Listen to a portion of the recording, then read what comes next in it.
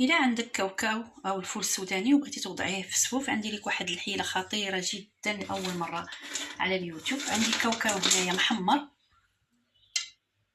محمر في الفران، كنوضعو في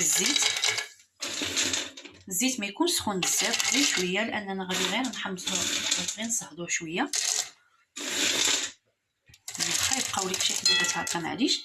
غنوضع عليه ساشي ديال الفانيليا ومعلقه كبيره ديال القرفه، غادي نوضعو بهذا الشكل.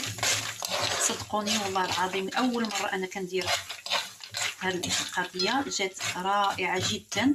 ومن بعد غادي نطحنوه جيدا، غادي نصهدوه غير شويه وغادي نطحنوه ان شاء الله. ومن بعد طحنته حتى ولا بهذا الشكل اللي نتوما كتشوفوا.